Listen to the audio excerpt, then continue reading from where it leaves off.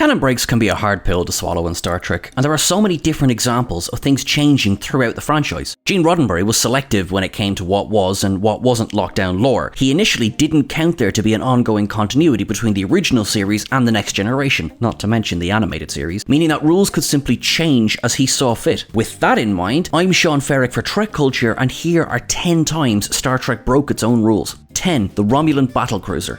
The Enterprise incident. The issue actually occurs due to production timelines. The Howard Anderson Company were tasked with the visual effects for both this episode and Elan of Troyes, both which featured the D7 battlecruiser. This episode was written to tell the story of the Pueblo incident, in which an American crew were taken prisoner and held for almost a year accused of espionage after wandering into North Korean waters. Thus, this episode was aired first. The D7 class was a Romulan vessel rather than a Klingon one in terms of appearances. Spock does note that the Romulans are using Klingon designs now, but this is something of a gaffe in the schedule really. 9. James T. Kirk versus James R. Kirk. This has got to be one of the more well-known issues with an established fact. In Where No Man Has Gone Before, Gary Mitchell ascends to godlike powers after coming into contact with the Great Barrier.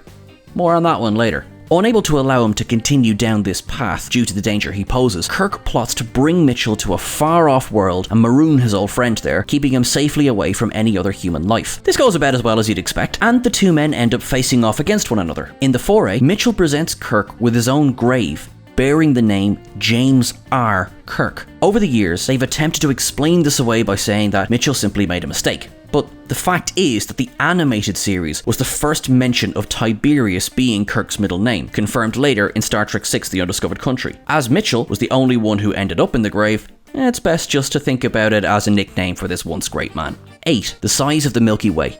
The premise of Star Trek Voyager is that the ship is hurled 75,000 light years away from the Federation, which means it will take them the better part of a century to get home. Thus begins their 75-year exodus back to the Alpha Quadrant. However, they should have checked their history books, because the original USS Enterprise could cover vast distances in a fraction of the time. The first example comes in the second pilot, Where No Man Has Gone Before. In this episode, the barrier that surrounds the edge of the universe is reached in a matter of minutes by the ship, though of course various hijinks ensue.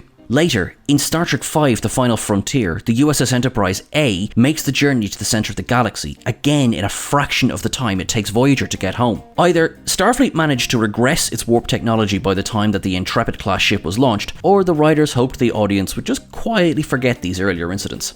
7.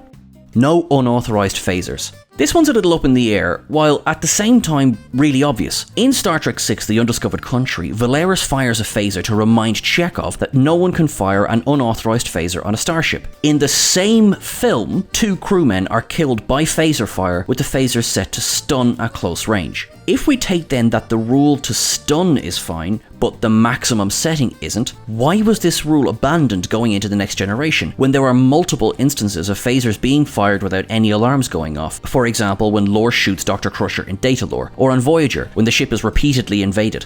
For the latter, perhaps intruder alerts circumvent these alarms.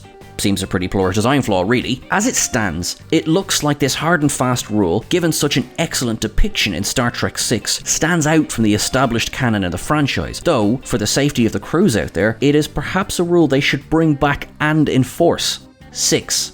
Scottys memories. In Star Trek Generations, Captain Kirk is presumed killed while on board the USS Enterprise 1701B during the mission that saw it encounter the Nexus. He rushes to Deck 15 to engage the deflector dish, suggested by Scotty, and succeeds in freeing the ship. Then, a vicious energy tendril catches the section he is in, ripping away the outer hull and sucking him into the phenomenon. Scotty, Harriman and Chekhov gather on Deck 15, solemnly realizing the loss of a great man. In the years following this, Scotty boards the USS Jenolan en route to his retirement. It encounters a Dyson sphere, crash lands, and he comes up with the genius idea of hiding in the transporter buffer while a rescue mission is mounted. He is saved, though it's decades later, by the crew of the Enterprise. Upon hearing this, he delightedly exclaims that Jim Kirk himself must have taken the old ship out to save him. Several issues here. In the show, forgetting the event of the Enterprise B's maiden voyage seems like a hell of a thing to forget. It's possible that the decades spent in suspended animation may have contributed to this. Behind the scenes, however, both Star Trek Generation and Relics were written by Ronald D. Moore. This, unfortunately, seems to speak to someone not checking their notes before penning the second script. 5. The Klingon language. Mark Leonard, better known for playing Sarek in the original series and the later films, appeared on screen in 1979 as the captain of one of the 3 Klingon Kikinga-class battlecruisers that are zapped out of existence by V'ger. In these scenes, he speaks a Klingon dialect that was originated by James Doohan and then later expanded into a full language by linguist Mark Okrand. This is generally accepted as the canon language for these ridge-headed aliens. Ronald D. Moore, who is the Klingon guy in Star Trek, he wrote many of the best Klingon episodes, has said that one shouldn't hold up a dictionary while listening to the Klingon language as it's being spoken in his episodes. He says that whether or not they use the official language is up to the writer, as jotting it down word for word is quite cumbersome. This may have been somewhat dismaying for Okrand to hear. I mean, developing a language is hardly the easiest job in the world. 4. The Romulan cloaking device, Minefield. Minefield is a second season episode of Enterprise that depicts the Romulans as having access to cloaking technology. This episode is set almost 100 years prior to the early episode of Star Trek Balance of Terror. In Balance of Terror, the cloaking device is depicted as being relatively new technology. Therefore, on screen, Romulans seem to have a very different definition of what new and old are. There is an explanation given for this, but it is not depicted in canon. Rather, the non-canon book, The Good That Men Do, explains that the bird of prey seen in Minefield were experimental ships, similar to the Klingon bird of prey in Star Trek VI. The experiments were deemed failures, and it would take a long time for the Romulans to perfect the technology. That is all well and good, but none of that is explained in the show. 3. The Trill Species. The Trill Species were introduced in Star Trek The Next Generation in the form of Ambassador Odan, the new love interest for Dr. Crusher. He neglects to tell her that the Trill are a joined species, and when the host is killed in a shuttle, the symbiont is transferred to Riker. Later, the symbiont is again transferred, but this time to a female host, something that causes issues of its own. There are a number of issues here that are quietly ignored by the Trill of Deep Space Nine. First, Odan was on the shuttle as he was worried about the effects of the transporter on the symbiont. Second, Crusher is able to move the symbiont from Riker and then to the next host with little to no effort, a feat that would be marvelled in Deep Space Nine. Esri Dax further makes a point of this by saying that she would have preferred to only be a temporary host, but once a host and symbiont are joined, that's the end of it. Lastly, the Trill get a complete appearance overhaul. This is due to Terry Farrell. She is such an attractive person that the producers didn't have the heart to cover her in the heavy Trill makeup from The Next Generation. Thus, the spots were born.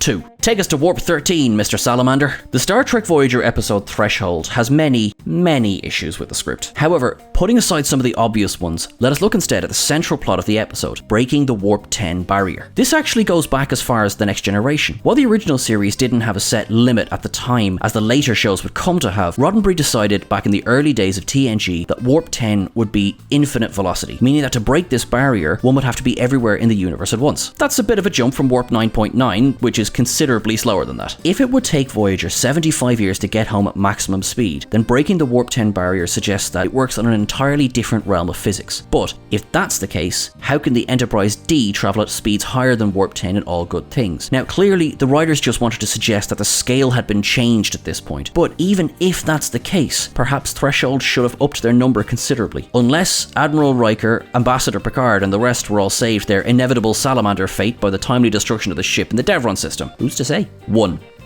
Women can't be starship captains. Star Trek the original series' final episode, Turnabout Intruder, is simply not good. It is remembered more for the accident of becoming the last episode than being the intended final word of the show. However, due to the cancellation of Star Trek, the last words spoken in the original series are, "Her life could have been as rich as any woman's. If only. If only." This is after an episode where Dr. Janice Lester has been driven mad by the fact that she could never command a starship because she's a woman. Not a good look, Star Trek. Thankfully, this was quietly retconned by Star Trek IV The Voyage Home. The USS Saratoga is captained by a woman played by Madge Sinclair, who would later go on to play Captain Silva LaForge of the USS Hera. Turnabout Intruder is perhaps best viewed as an accident. Gene Roddenberry himself stated years later that there was no defense. The final line of the original series was simply a sexist statement. And that's everything for our list. If you think we missed anything, please drop it into the comments below. Please don't forget to like, share and subscribe. You can catch us over on Twitter at Trek Culture. You can catch myself at Sean Ferrick. Look after yourselves in the next week, guys, and remember, live long and prosper.